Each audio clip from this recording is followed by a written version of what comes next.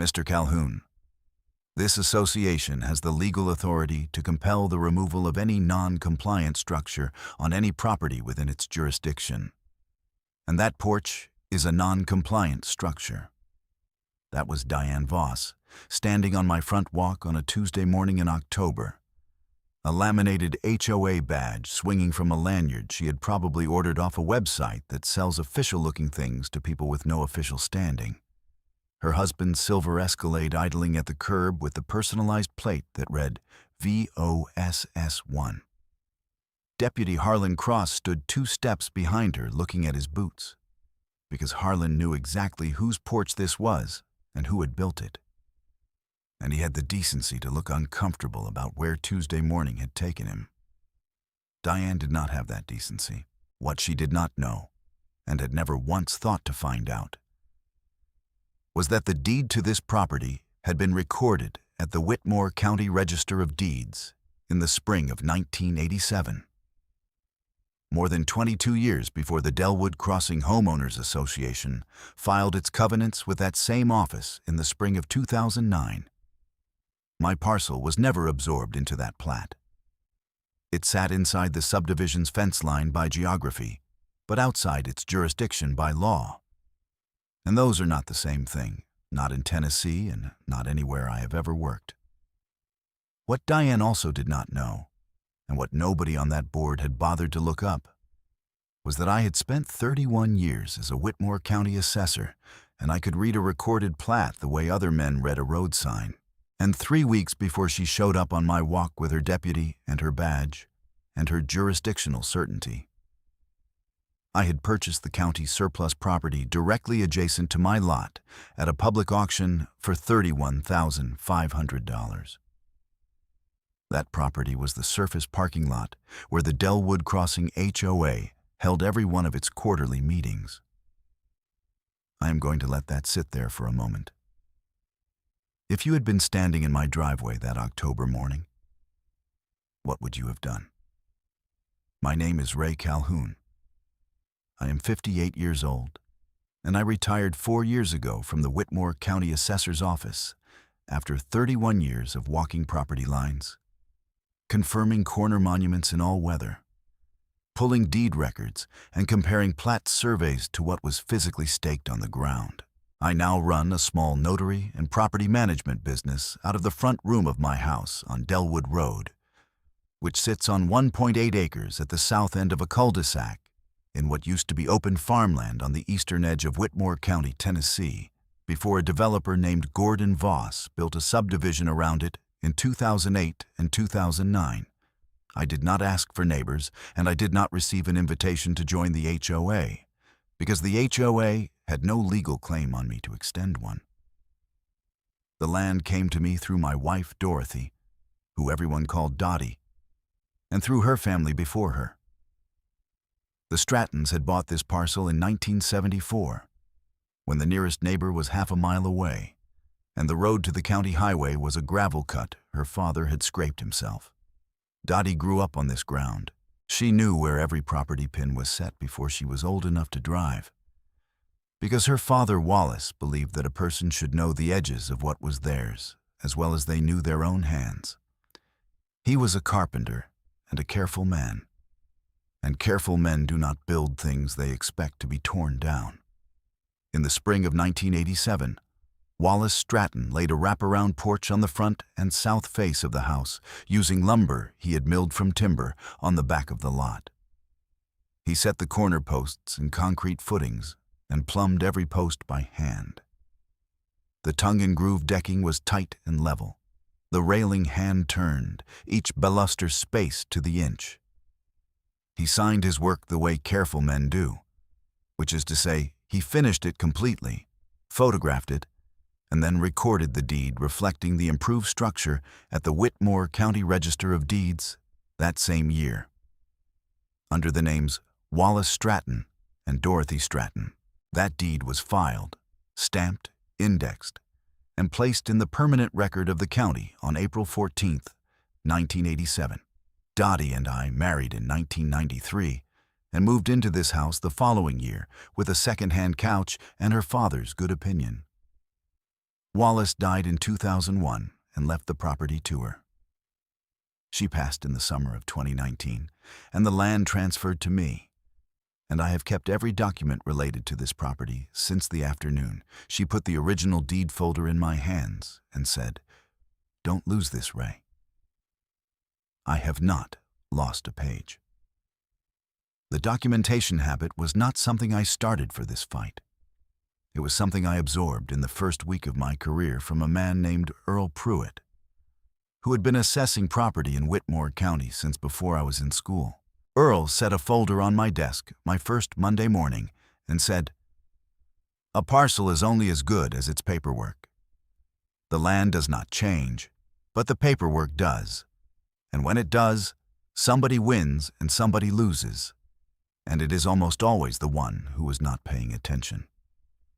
I took that as the operating instruction for my entire career. For 31 years, I walked every parcel I assessed, confirmed corner monuments in mud and snow and July heat, pulled every deed and easement and covenant filing that touched a property I was responsible for, and wrote everything down on a dated legal pad in a labeled folder. When Voss Development finished grading the surrounding lots in 2008, I walked my own boundary with a measuring tape before the crews had their equipment out of the county. When they recorded the HOA covenants in March of 2009, I drove to the county building on my lunch hour, pulled the filing from the public records terminal, and sat at a table and read the entire document carefully. My parcel did not appear in the covered plat. The boundary the covenants described stopped short of my lot by approximately 40 feet on the east line. I went back to my desk and compared the HOA filing to my own deed, date to date. The deed was April 14th, 1987. The covenants were March 3rd, 2009. I wrote both dates on a yellow legal pad, noted that my parcel fell outside the plat's recorded boundary, clipped the note behind the deed in the manila folder I had labeled Delwood Road Property, and filed it in the cabinet. I told Dottie that evening. She read the note and said, "So they can't touch the porch?" I said that was how I read it. She said, "Good," and went back to what she was doing. Because Dottie had not raised a woman's voice about a property dispute since her grandfather argued a fence line in 1971, and she intended to keep that record. She was thorough, like her father. Maisie, who was 12 that year, was at the kitchen table and asked why I had paper when everything was on a phone. I told her phones break and county record filings endure. She rolled her eyes. She would not be rolling them by the end of this story. The first letter from Diane Voss arrived in February of 2020. 4 paragraphs on HOA letterhead, signed as president in her 3rd year in the role, informing me my wraparound porch violated the community's architectural standards and directing me to either remove it within 30 days or submit a variance application with a $50 processing fee. The letter was polite in the way things are polite when the person writing them has never imagined the word no arriving in response. I read it twice at my kitchen table, put it in the folder, and wrote a 2-paragraph reply on plain paper. I noted that my parcel predated the association's covenants by 22 years, that my deed had been recorded in 1987, and that I did not believe the association had jurisdiction over my property. I offered to provide copies of the relevant documents if the board wished to review them before taking further action. I mailed the reply certified mail, kept the return receipt card in the folder, and went about my week. 6 weeks of silence. Then came a letter from Bryce Hollings, an attorney representing the Delwood Crossing HOA, advising me that the association maintained my property was, in his exact phrase, functionally within its jurisdiction, and that my continued failure to comply would result in fines of $100 per week beginning immediately. In 31 years of assessor work, I had never once encountered a legal theory that replaced the word actually with the word functionally and expected it to hold up. I did not intend to start treating that substitution as binding. I added the Hollings letter to the folder, pulled up the public terminal to confirm the deed dates one final time, and wrote both dates and Hollings' firm name on the legal pad. I noted the date of his letter and the start date of the threatened fines. That was escalation 1. Diane came in person that May for what she apparently considered a compliance walkthrough. She drove up in a white golf cart with a magnetic HOA logo on the door panel and walked up my front path in a yellow linen blazer and white sneakers so clean they could only have been purchased for this occasion and still been that color. She carried a clipboard with the air of someone who had confused a clipboard with a warrant. I was on the porch with my morning coffee. Maisie was inside.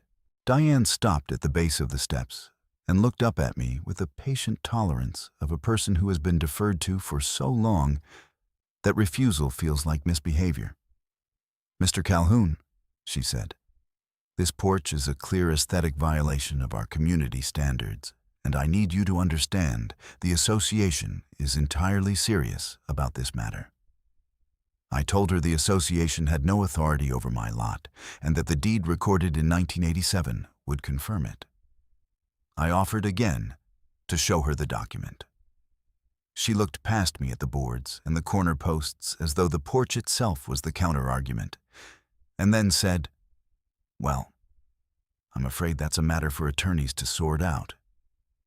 I said I hoped they sorted it quickly, because the longer it dragged, the more the association's legal fees would accumulate on a claim that would not survive contact with the public record.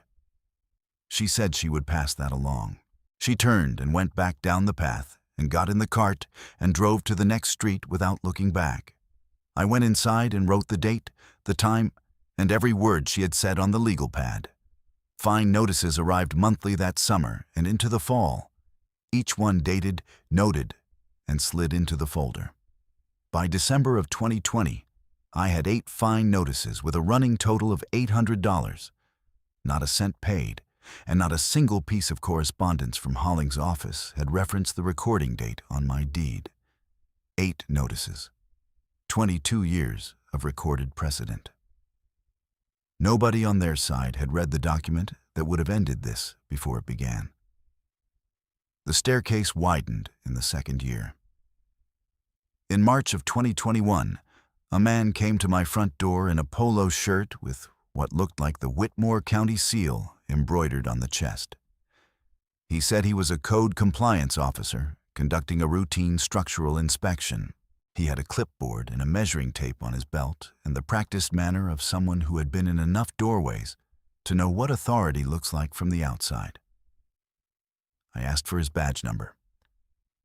He paused in the way people pause when they have prepared for most questions, but not that particular one.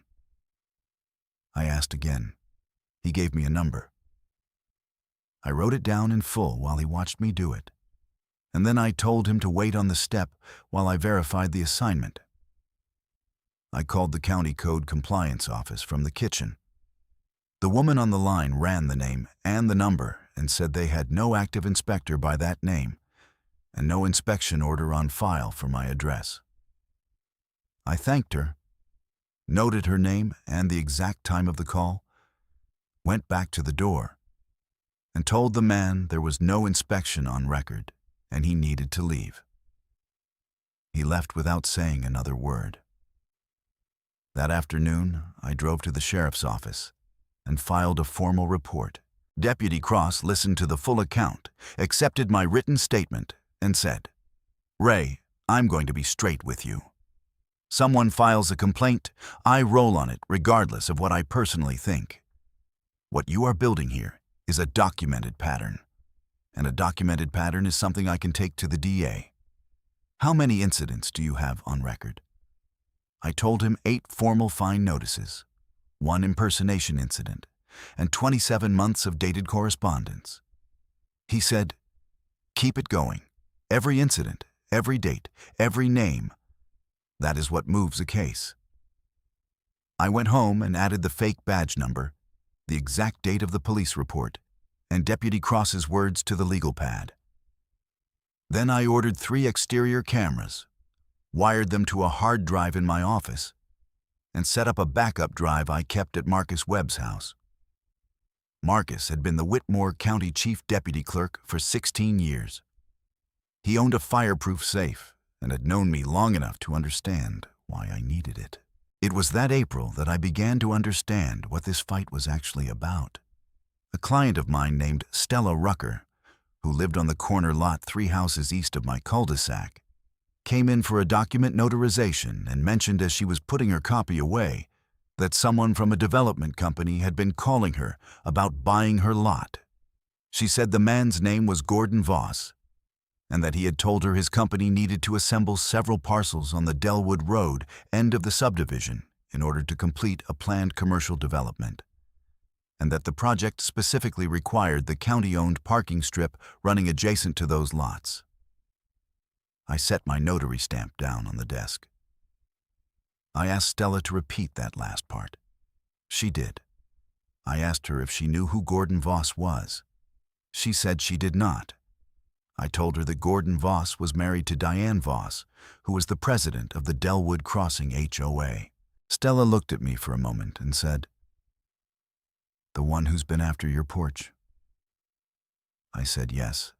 She said, "Oh." I finished the notarization, walked her to the door, and called Marcus the moment her car pulled out of the driveway. Marcus told me the county's surplus property auction schedule had been published the previous week, and the parking lot was listed for September. I pulled it up and confirmed the listing. Then I opened my savings account and looked at the number in it. And then I looked out the window at the lot next door, 42 spaces of county-owned gravel and painted lines, generating minimal revenue and sitting on the surplus list because nobody in procurement had gotten around to scheduling its disposal. I had flagged that lot as surplus myself 11 years earlier as a routine assessor's note. I had been watching it sit on the list ever since. I wrote Gordon Voss's name in the legal pad and added a new section divider to the binder labeled Gordon Voss. Behind it, I put a printed copy of his development company's registered business address, which was identical to Diane Voss's home address. The harassment of my clients came that summer, and I documented every incident. Bev Dawson, a retired schoolteacher, who had used my notary services for 6 years and never missed an appointment, called me in July to say she had received a phone call from a woman who identified herself as an HOA officer and told Bev that conducting business at my address could create complications for her own property standing in the community. Bev had been shaken enough to cancel 2 appointments. She called me before canceling a third, wanting to know what was true. I told her what I knew and asked her to write down everything she remembered about the call, as specifically as she could, and to sign and date it. She mailed it to me the following day. 2 weeks later, a second client, a building contractor named Les Fogg, told me a nearly identical story. A woman identifying herself as an HOA representative had called him and suggested that hiring me for notary work on a permit application could draw additional scrutiny to his project. He had not canceled the appointment, but he had wanted me to know. I asked Les to put it in writing and sign it. He did. I added both statements to the binder in a section labeled Client Harassment and made a note in the legal pad. 2 incidents, July and August 2021. 2 clients, matching description of the caller. By the end of August, the binder held 14 fine notices totaling $4,200 on the HOA's running tally, 1 police report on a fake inspector, 2 signed client statements, and the Gordon Voss section with the business registration printout. Not a cent of the fines had been collected. The September auction was 3 weeks away. I arrived early to the Whitmore County surplus property auction at the Courthouse Annex and signed in and took a seat near the back of the room. 4 parcels on the docket. The first 3 drew active competitive bidding, and the representative of Voss Development LLC, a young man in a vest who clearly attended these things regularly, raised his paddle with the practiced ease of someone authorized to spend other people's money without much friction. When the fourth parcel came up, the surface lot on Delwood Road, the Voss representative got on his phone. He opened the bidding at $24,000. I came in at $26,000. He went to $28,000. I bid $30,000. He bid $31,000. I raised my paddle at $31,500 and held it there. He looked at me directly for the first time in the morning. He made another call, brief this time. He set his phone down and did not raise his paddle again. The auctioneer called the parcel in my favor. I signed the purchase agreement at the table, paid by cashier's check drawn on my own account, shook the auctioneer's hand, and drove home. I did not call Diane Voss. I did not call Gordon. I did not mention it to the neighbor who waved at me from his driveway as I pulled in. I called Marcus, who confirmed the title transfer would record by the end of the week. Then I opened the binder and added a fresh divider tab behind a section I labeled Lot Acquisition, and I put the purchase receipt and the pending deed transfer behind it. Maisie helped me date stamp the tab with the office stamp. She read the address on the receipt and looked up and said, "Dad, that's where they have their meetings." I told her I was aware of that. She stood there with the stamp in her hand, thinking it through, and then said, "Okay," in the voice Dottie had used when she had made up her mind to trust a plan. The new deed recorded 4 days later. I added it behind the receipt and closed the binder. The lawsuit arrived in November of 2021. Hollings filed in Whitmore County Circuit Court seeking an injunction compelling removal of the porch and payment of $2,800 in accumulated fines plus his firm's fees, describing my porch as a persistent community-wide aesthetic nuisance and me as a property owner demonstrating willful disregard for community governance. I called Carol Fitch, who had administered Dottie's estate and whose voice in a courtroom setting made judges set down their pens and listen. She read the filing and asked me what I had. I described it. The original deed from 1987 and the HOA covenants from 2009. 33 months of a dated legal pad. 14 original fine notices in their envelopes. 1 police report on a fake inspector with a badge number attached. 2 signed client statements. 340 hours of exterior camera footage on 2 backed-up drives. And the recorded deed to the surface parking lot where the HOA held its quarterly meetings. Carol was quiet for a full 4 seconds. Then she said, "Bring everything to my office tomorrow morning. Everything in order, with dates." I brought it. She spent 40 minutes with the binder, reading without looking up, occasionally pressing a finger to a date. When she finished, she put the binder flat on her desk and said, "I want to file the motion to dismiss the Thursday before their next quarterly meeting. I want you in that parking lot when the board reads the deed." December brought a contractor's truck to the edge of my lot on the coldest morning of that month. 2 men in the cab and a post hole digger loaded in the bed. Maisie was home with a head cold.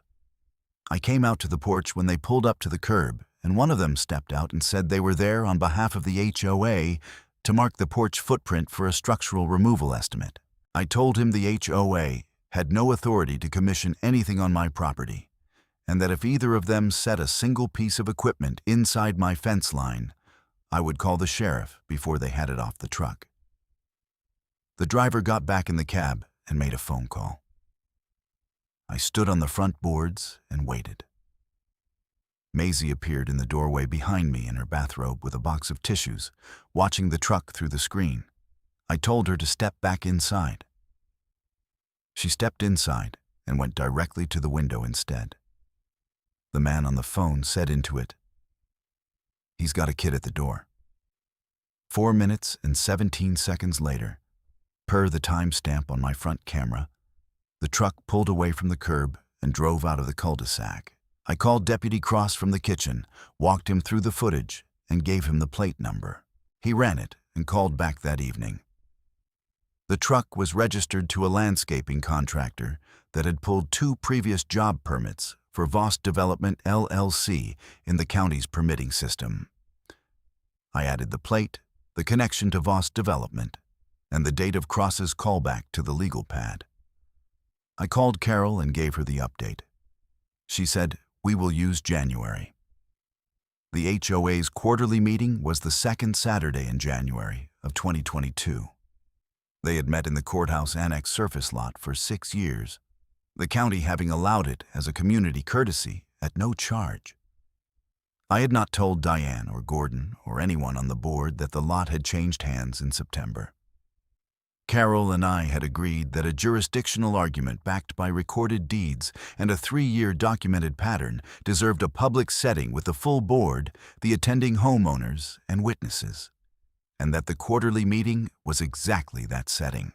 On the Thursday before the meeting, Marcus ran a certified copy of the new deed and prepared a formal notice of property transfer. I signed it. He stamped it. I put it in a manila envelope with a copy of the 1987 deed and the 1-page jurisdictional summary Carol had written explaining in plain language why my parcel fell outside the HOA's recorded plat, and why every fine notice, every letter, and every action taken against the porch had been taken without legal foundation. Saturday was cold, and the sky was that hard January blue that makes everything look sharp-edged. 41 cars in the lot when I walked in at 9:15, parked on my own property without any of them knowing it. The board had set up a folding table and 6 chairs near the west wall of the lot. Diane was at the head of the table in a red blazer, agenda clipped to her board, reading glasses on her head, the settled posture of a woman for whom this morning's outcome had already been decided. Gordon Voss stood near the far fence line with his arms crossed and a fleece vest over flannel, and the expression of a man attending a ceremony rather than a meeting. Pam Cho was at the far end of the table sorting agenda copies, and when she saw me come through the lot entrance with the manila envelope under my arm, she looked at the envelope and then looked up at Diane. And her face did something that I recognized from 3 decades of assessor work. It was the face of someone quietly calculating which side of a line they wanted to be standing on before the line moved. 12 homeowners sat in the folding chairs arranged along both sides, most of them in coats, some holding coffee cups, all of them expecting a routine quarterly meeting. I took a chair in the back row and kept the envelope on my knee and waited. Diane called the meeting to order and moved through the preliminary items with visible efficiency, checking off each agenda point in a way that suggested the whole morning had been scripted in advance. She was at her most polished, the way people are polished when they believe they are winning and want the win to look inevitable. When she reached old business, she announced with measured satisfaction that the association's lawsuit against the non-compliant property on Delwood Road was progressing through the circuit court and that the board expected a favorable ruling within the current quarter. She said my name. The homeowners on both sides of me turned to look. I stayed in my chair with my hands flat on the envelope. When Diane opened the floor for old business comments, I stood up. She said, "Mr. Calhoun, this is not the appropriate time for individual comments." I said, "I would like to put 2 documents into the record, Diane, and then I will sit right back down." The woman in the folding chair on my left said, "Let him talk, without drama, the way you say something obvious." 2 others nodded in the same direction. Diane's jaw set, but she had read enough of the room to know she was not going to win a show of hands. I walked to the folding table and set the envelope in front of Pam Cho. I said, "First document is a certified copy of the deed to my property at this address, recorded at the Whitmore County Register of Deeds on April 14th, 1987, 22 years and 10 months before your HOA covenants were filed. Second document is a certified copy of the deed to this parcel of land, this parking lot we are all standing in right now, transferred to me at the Whitmore County Surplus Property Auction on September 18, 2021, for $31,500. Recorded and certified by the Register of Deeds. Pam opened the envelope with the deliberate hands of a person who had been a secretary long enough to know that what comes out of an envelope at a public meeting matters. She read the first document slowly. She turned to the second. The color went out of her face, the way color goes out of things in cold weather, gradually, and then all at once.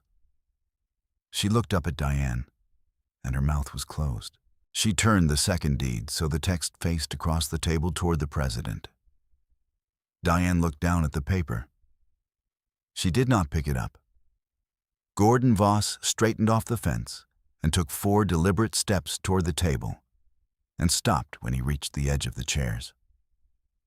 The 12 homeowners in the folding rows were completely still. The man across the aisle from me leaned forward and said quietly, "What does it say?" The woman beside me said, just as quietly, "It says he owns this lot." Diane said there were procedural matters that needed to be addressed through the board's attorney before any statements were appropriate. Gordon said Bryce needed to see those documents before anyone made claims.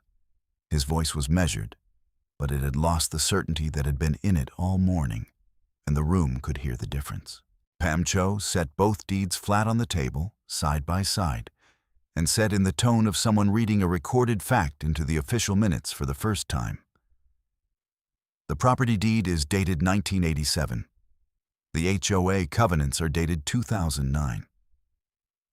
A man 3 rows back said, "So their jurisdiction claim was wrong from the start." Pam looked at the 2 dates on the table and said, "That is what the recording dates indicate." The homeowner to my left, a woman I knew slightly from the neighborhood, said to no one in particular, "They have been suing him over a porch they never had authority to touch." Nobody disagreed with her. Deputy Cross was at the entrance to the lot because Maisie had mentioned to me the night before that a neighbor had said the board intended to bring a code officer to the meeting, and Cross had come as a precaution at my request.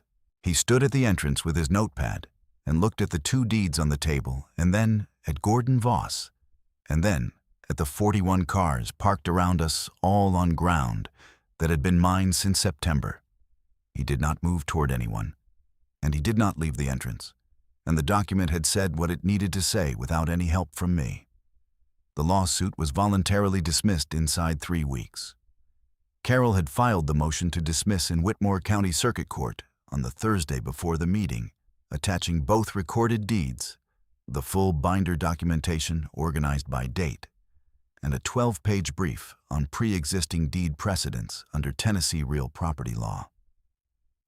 Hollings withdrew the case 4 days after the court received the filing, without requesting a hearing and without issuing another letter. The Dellwood Crossing HOA board convened an emergency session the following week and voted 9-2 to remove Diane Voss from the presidency.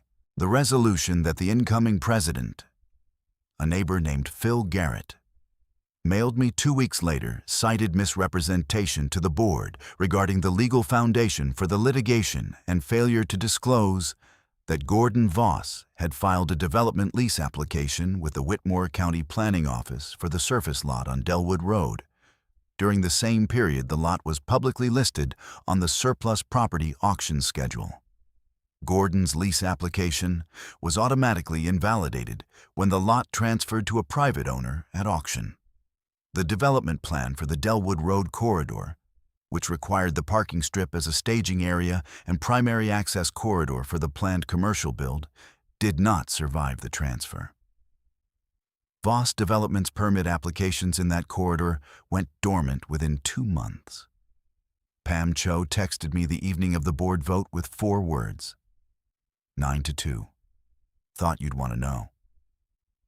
I sent back 2. All 14 fine notices, $4,200, were formally voided in writing by the incoming board president, who also sent me a handwritten note on plain paper expressing the board's regret for the length and nature of the dispute. I put the note in the binder behind the lot deed, not as a keepsake, as the last entry in a documented record that the paperwork had already settled years before anyone brought it to a table. The morning after the board vote, Maisie came out onto the porch before I was up, which was unusual even for her. When I came out, she was in Dottie's corner chair with 2 mugs of coffee, and she handed me one without looking away from the cul-de-sac, which was empty and quiet in the January cold. That chair sat at the south rail where the morning light came through the cedar corner post at an angle that made the old pine boards go warm orange. The same light that had come through the same post since Wallace set it in 1987. Maisie had sat in that chair since she was small enough that her feet did not reach the boards. She said, "Grandpa Wallace built this right."